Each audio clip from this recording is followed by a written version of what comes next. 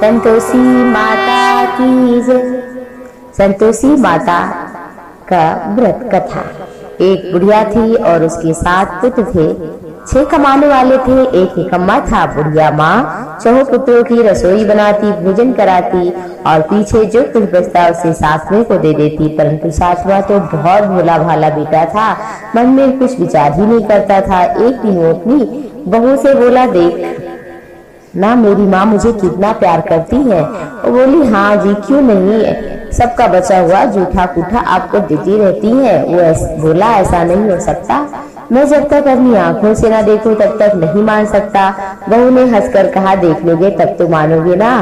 कुछ दिन बाद एक बड़ा त्योहार आया। घर में 7 प्रकार के भोजन, चूरमा के लड्डू बने।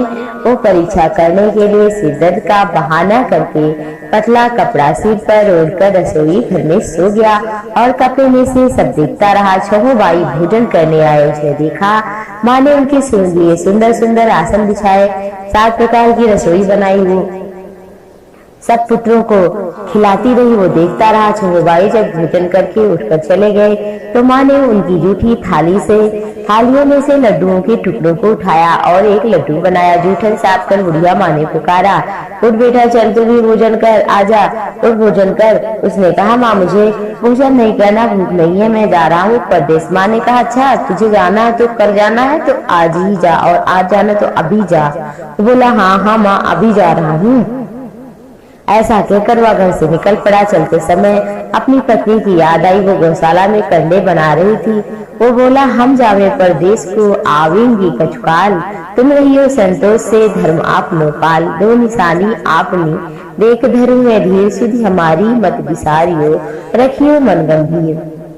वो बोला, मेरे पास तो कुछ नहीं है, क्या अंगूठी है सो ले लो और अपनी भी कोई निशानी हमें दे दो। बोली, मेरे पास है ही क्या, ये गोबर भरा हाथ है, यही दे सकती हूँ। कहकर उसकी पीठ पर गोबर के हाथ की थाप बना दी और चल पड़ा। चलते दूर देश पहुंचा। वहाँ एक साहूकार की दुकान थी। वहां जाकर बोला, सेठ जी मुझे नौकरी पर रख लो।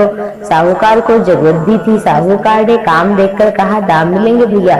साहूकार की नौकरी उसे मिल गई। वो सवेरे 7 बजे से 12 बजे तक रात्रि में काम करता। कुछ दिन में दुकान का लेन देन, हिसाब किताब, ग्राहकों का माल बेचना, सारा काम करने लगा। साहूकार के 7-8 नौकर थे। वे सब चक्कर खाने लगे, अरे ये तो बड़ा होशियार कामकाजी है। सेठ ने भी काम देखा और 3 महीने में उसे मुनाफे का साझीदार बना दिया। 12 वर्ष में वो नामी सेठ बन गया। मालिक सारा कारोबार उस पर छोड़कर बाहर गया। इधर उसकी बहू पर बहुत दुख सास ससुर उसे देने लगे। सारी गृहस्थी का काम काज कराते, उसे लकड़ी लेने के लिए जंगल भेजते। इसी बीच में जो भी आटे की भूसी बचती उससे रोटी बना दी जाती। फूटे नारियल में उसके लिए पानी रख दिया जाता था। इस तरह उसके बेचारी के दिन बीत रहे थे। एक दिन वो लकड़ी लेने जा ही रही थी कि रास्ते में बहुत सारी स्त्रियां संतोषी माता का व्रत करती हुई दिखाई पड़ी। वहां वो खड़ी होकर कहने लगी, बहनों ये तुम किसकी पूजा कर रही हो और इससे क्या होता है, इस व्रत के करने से क्या फल मिलता है, विधि क्या है? यदि तुम इस व्रत का विधान मुझे बताओ तो मैं भी तुम्हारा बड़ा उपकार मानूंगी। तब उनमें से एक बोली, सुनो ये संतोषी माता का व्रत है, इसके करने से निर्धनता दरिद्रता चली जाती है, घर में लक्ष्मी धन धान्य आती है, सारी चिंताएं मिट जाती हैं, मनोकामनाएं पूर्ण हो जाती हैं, घर में सुख होने से मन को प्रसन्नता और शांति मिलती है। न पुत्र को पुत्र और पति बाहर गया हो तो शीघ्र आ जाता है। कुंवारी कन्या को मनपसंद वर भी मिलता है। राजद्वार में बहुत दिनों से मुकदमा हो तो वो भी नष्ट हो जाता है। कलह क्लेश की समाप्ति हो जाती है, सुख शांति आती है। घर में धन पैसा ज्यादा सबका लाभ होता है और मन में जो कुछ भी कामना हो संतोषी माँ की कृपा से शीघ्र ही पूरी होती है। इसमें तो कोई संदेह नहीं है। वो पूछने लगी, व्रत कैसे किया जाता है, हमें भी बताओ, बड़ी कृपा होगी। वहाँ पर स्त्रियां कहने लगी, 1.25 रुपए का गुड़ चना, इच्छा हो तो 5.25 या 10.25 जो भी हो सहूलियत के अनुसार लेना, बिना परेशानी श्रद्धा और प्रेम से जितना भी बन सके सवाया लेना। 5.25 रुपए से 10.25 रुपए तक, इससे भी ज्यादा शक्ति और भक्ति के अनुसार गुड़ चना लेना। हर शुक्रवार को निराहार रहकर कथा कहना और सुनना, इसके बीच में क्रम नहीं टूटे, लगातार नियम पालन करना। सुनने वाला कोई मिले तो उसे सुनाना, नहीं तो खुद ही दीपक जलाकर जल के पात्र को रखकर कथा कहना। नियम न टूटे जब तक कार्य न सिद्ध हो। नियम पालन करना और कार्य सिद्ध हो जाने पर व्रत का उद्यापन करना। 3 मास में माता पूरा फल देती है। किसी के खोटे ग्रह हो तो भी माता 1 वर्ष में अवश्य कार्य पूर्ण करती है। कार्य सिद्ध होने पर ही उद्यापन करना चाहिए, बीच में नहीं। उद्यापन में 2.5 सेर आटे का खाजा, इसी अनुसार से खीर, चने का साग तैयार करना। 8 लड़कों को भोजन कराना। जहाँ तक मिले देवर, जेठ, भाई, बंधु, कुटुंब के लड़के, ना मिले तो रिश्तेदार, पड़ोसियों के लड़के को बुलाना, नहीं तो ब्राह्मण के। उन्हें भोजन कराकर यथाशक्ति दक्षिणा देना और दक्षिणा में उन्हें पैसे नहीं, कोई सामान, वस्त्र, पात्र और फल, मीठा देना। और मीठा फल ही, खट्टा नहीं। माता का नियम पूरा करना। उस दिन घर में कोई खटाई न खाए। सुनकर बुढ़िया की बहू चल पड़ी। रास्ते में लड़की के मन में, महिला के मन में प्रसन्नता हो गई। बहू के मन में कि अब तो मेरी मनोकामना पूर्ण हो जाएगी। रास्ते में फिर लकड़ी के बोझ को बेचा, उनसे जो पैसा मिला उनमें से कुछ चना गुड़ लेकर माता के व्रत की तैयारी करके आगे चली। सामने मंदिर देखकर पूछने लगी, ये मंदिर किसका है? सब कहने लगे संतोषी माँ का मंदिर है। या सुनकर बोली, मैं तो कुछ नियम जानती नहीं, मैं बहुत दुखी हूँ माँ, मेरा दुख दूर करो, मैं आपकी शरण में हूँ। माँ को दया आ गई। 1 शुक्रवार बीता कि दूसरे शुक्रवार को उसके पति का पत्र आया, तीसरे को उसका भेजा हुआ पैसा। क्या देखकर जेठानियां तो मुंह सिकोड़ने लगी। इतने दिनों बाद पैसा आया तो बढ़ावा है इनका। लड़के ताने देने लगे, अब तो इनका बहुत सम्मान होगा और अब तो पत्र रुपया सब आने लगा है। काकी की खातिरदारी होगी, अब तो काकी बुलाने से क्यों बोलेंगी। बेचारी कहती, भैया पत्र और रुपया आए तो हम सबके लिए तो बहुत अच्छा है। ऐसा कहकर उसके नेत्रों में अश्रु आ गए और वो तुरंत चली गई माँ के मंदिर। चरणों में गिरकर बोली, माँ मैंने आपसे पैसा कम मांगा, मुझे पैसे से क्या काम है, मुझे तो अपने सुहाग से काम है। मैं तो अपने स्वामी के दर्शन और सेवा मांगती हूँ। तब माता ने प्रसन्न होकर कहा, जा बेटी, तेरा पति आएगा। और खुशी से बावली हो गई। घर जाकर फिर काम काज वो करने लगी प्रसन्नता से। अब संतोषी माँ विचार करने लगी, इस भोली पुत्री से तो कह दिया तेरा पति आएगा, पर आएगा कहाँ से? बात इसे सपने में भी नहीं याद करता। उसे याद दिलाने के लिए मुझे ही जाना पड़ेगा। इस तरह माता उस बुढ़िया के बेटे के पास जा स्वप्न में प्रकट होकर कहने लगी, साहूकार के बेटे सोता या जागता है? वो कहने लगा, माँ सोता भी नहीं हूँ, जागता भी नहीं हूँ, बीच में हूँ, कहो तो माँ क्या गया? माँ कहने लगी, तेरा घर बार कुछ है भी कि नहीं? माँ बोली, तो पुत्र तेरी घरवाली बहुत कष्ट उठा रही है। बोला, हाँ माँ पता तो है, परंतु जाऊं कैसे? प्रदेश की बात है, कोई लेन देन हिसाब किताब नहीं है, कोई जाने का रास्ता नजर नहीं आ रहा है, कैसे चला जाऊं? माँ कहने लगी, मेरी बात मान, सवेरे नहा धोकर संतोषी माँ का नाम ले, घी का दीपक जलाकर दंडवत कर दुकान पर बैठ जा। देखते देखते सारा लेन देन हिसाब किताब पूरा हो जाएगा, जमा माल बिकेगा, सांझ होते होते धन का ढेर लगेगा। अब तो सवेरे बहुत ही जल्दी उठकर मित्र बंधुओं से अपने सपने की बात कहने लगा। वो सब बात अनसुनी करके हंसी उड़ाने लगे। कहीं सपने भी ऐसे होते, सच्चे होते हैं क्या? एक बूढ़ा बोला, देख भाई मेरी बात मान, इस तरह सांच या झूठ कहने के बदले देवता ने जैसा कहा है वैसा ही करना। अब बूढ़े की बात मानकर नहा धोकर माँ को दंडवत प्रणाम कर घी का दीपक जलाकर दुकान पर वो बैठ गया। थोड़ी देर में क्या देखता है कि देने वाले रुपया लाए, लेने वाले हिसाब लाए। कोठे में बड़े सामान के खरीदार नगद सौदा करने लगे। शाम तक धन का ढेर लग गया। मन में माता का नाम लेकर प्रसन्न हो जाने घर के वास्ते कपड़ा गहना और पत्नी के लिए सामान खरीदकर यहाँ के काम निपटाकर घर को रवाना हो गया। इधर उसकी पत्नी बेचारी जंगल में लकड़ी लेने के लिए जाती थी। लौटते वक्त माँ संतोषी के मंदिर पर विश्राम करती। वो तो उसके रोज के रुकने का नियम था। वहीं दूर से उड़ती धूल देखकर माता से पूछी, माँ ये कैसी धूल आज उड़ती हुई आ रही है? माँ कहने लगी, पुत्री तेरा पति आ रहा है, अब तू ऐसा कर लकड़ियों के 3 बोझ बना, एक नदी के किनारे, दूसरा मंदिर पर और तीसरा सिर पर। तेरे पति को लकड़ी को देखकर मोह पैदा करूंगी, वो यहाँ रुकेगा, नाश्ता पानी बना खाकर माँ से मिलने जाएगा। तू लकड़ी का बोझ उठाकर जाना और बीच चौक में गट्ठा डालकर 3 आवाज़ें जोर से लगाना। लो सासू जी, लकड़ियों का गट्ठा, भूसे की रोटी दे दो, नारियल में पानी दे दो, आज क्या कोई मेहमान घर आया है?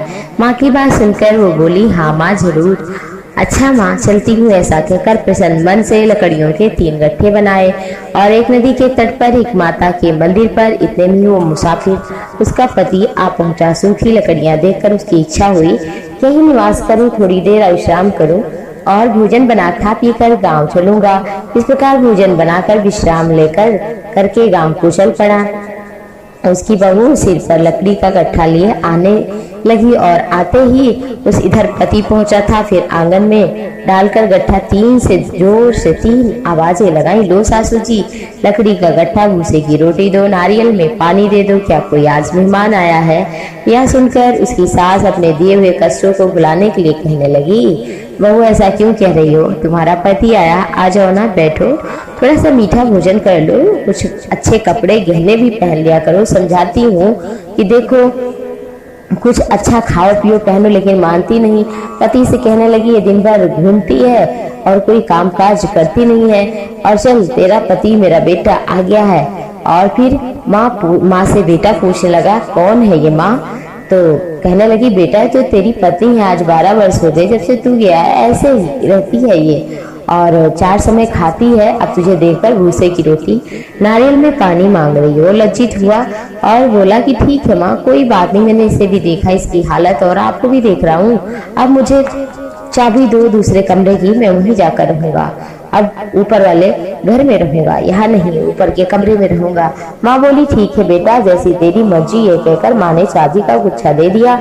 उसने ताले का गुच्छा लेकर दूसरे ऊपर मकान में कमरे में जाकर के सामान सजाकर रहने लगा। एक ही दिन में राजा के जैसा महल ठाट बाट हो गया। अब क्या था, वाह, सुख भोगने लगी। अगला शुक्रवार आया। उसने अपने पति से कहा, मुझे माँ का उद्यापन करना है। पति बोला, बहुत अच्छा, खुशी से करो। तुरंत ही उद्यापन करने की तैयारी करने लगी। जेठ के लड़की को भोजन के लिए कहने लगी। उसने मंजूर किया, परंतु पीछे जेठानी अपने बच्चों को सिखाती, देख रहे भोजन के समय सब लोग खटाई मांग रहे हैं, जिससे उद्यापन पूरा ना हो, तुम लोग खटाई मांगना। लड़के जीतने आए, खीर पेट भरकर खाए, लेकिन बात याद आते ही कहने लगे, हमें कुछ खटाई दे दो, खीर खाना अच्छा नहीं लगता, देखकर अरुचि होती है। लड़के उठकर खड़े हुए बोले, पैसे तो दे दो। बहू कुछ जानती ना थी, उसने पैसे दे दिए। लड़के उसी समय इमली खरीद कर खाने लगे, कुछ खट्टा पदार्थ। ये देखकर बहू पर माँ संतोषी ने क्रोध किया। राजा के दूत उसके पति को पकड़ कर ले गए। जेठ जेठानी मनमाने खोटे वचन कहने लगे, लूट लूट कर खाया पिया धन इकट्ठा किया है तो राजा के दूत पकड़ कर ले ही जाएंगे। अब सब मालूम हो जाएगा जब जेल की रोटी डंडे खाएगा। बहू से वचन सहन नहीं हो रहे थे। रोती रोती माँ के मंदिर गई, कहने लगी, माँ आपने क्या किया? हंसाकर अब क्यों रुला रही? मैंने क्या अपराध किया? माँ बोली, पुत्री तूने उद्यापन करके मेरा व्रत भंग किया है, इतनी जल्दी सब बातें भुला दी। वो कहने लगी, माँ भूली तो नहीं हूँ ना, कुछ अपराध किया है, मुझे तो लड़कों ने भूल में डाल दिया है, मैंने भूल से उन्हें पैसे दिए, मुझे क्षमा कर दो। माँ बोली, भूल मत करना। बोली, हाँ माँ, भूल नहीं होगी, अब बताओ कैसे आएंगे? पुत्री माँ बोली, पुत्री जा, तेरा पति तुझे रास्ते में ही मिल जाएगा। वह निकली, रास्ते में पति आता मिला। उसने पूछा, तुम कहाँ गए थे? कहने लगा, बहुत धन जो कमाया है तो राजा तो टैक्स मांगेगा ना, वो भरने गया था, चलो घर चलते हैं। बोली, भला हुआ, चलो घर चले। कुछ दिन बाद शुक्रवार आया। वो बोली, मुझे माँ का उद्यापन करना है। पति ने कहा, हाँ क्यों नहीं। वो फिर जेठ के लड़कों को भोजन के लिए कहने के लिए गई। जेठानी ने 1-2 बातें सुनाई और लड़कों को कहा कि तुम लोग खटाई मांगना। लड़के भोजन के लिए गए और कहने लगे, हमें खीर नहीं अच्छी लगती, हमारा मन बिगड़ता है, कुछ खटाई दे दो। बहू बोली, खटाई खाने को नहीं मिलेगी, खाना हो तो खाओ। यह कहकर ब्राह्मणों के लड़के बुलाकर भोजन कराने लगी। यथाशक्ति दक्षिणा उन्हें एक फल मीठा दिया। इसमें संतोषी माँ प्रसन्न हो गई। माँ की कृपा होते ही 9वें महीने चंद्रमा के समान सुंदर पुत्र हुआ। पुत्र को लेकर प्रतिदिन माँ के मंदिर जाती। माँ ने सोचा कि रोज आती है, आज मैं ही चलती हूँ, इसका आसरा देखूं तो सही। यह विचार कर माँ ने भयानक रूप बनाया। गुड़ और चने से सना हुआ मुंह, ऊपर से सूर के समान होठ, उस पर मक्खियां भिनभिना रही थी। देहरी के पैर रखते ही सास तो चिल्लाई, देखो कोई घर में चुड़ैल चली आ रही है, बच्चों से भगाओ नहीं तो ये किसी को खाएगी। लड़के भी डरने लगे, चिल्लाकर खिड़की बंद करने लगे।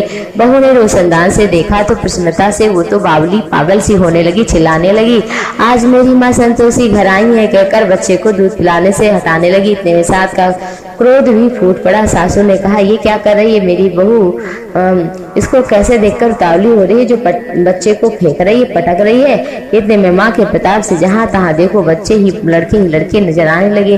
बहू बोली, माँ जिनका मैं व्रत करती हूँ ये वही मेरी माँ संतोषी है, जगदम्बा। इतना कहकर झट से घर के सारे किवाड़ खोले। सबने माता के चरण पकड़े और विनती कहने लगे करके कि हे माँ, हम मूर्ख हैं, हमने आपका अपराध किया है, ज्ञानी है, हम आपकी व्रत की विधि प्रभाव को नहीं जानते थे। आपका व्रत भंग करके हमने बहुत बड़ा अपराध किया है। जगत जननी माँ पराम्बा भगवती है संतोषी माँ, हमारे अपराध को क्षमा करो। इस प्रकार माता प्रसन्न हुई और हे माता, बहू को जैसा फल दिया वैसा सबको देना। जो इस कथा को कहे, सुने, पढ़े, मनोरथ उसके सभी पूर्ण हो। प्रेम से बोले संतोषी माता की जय।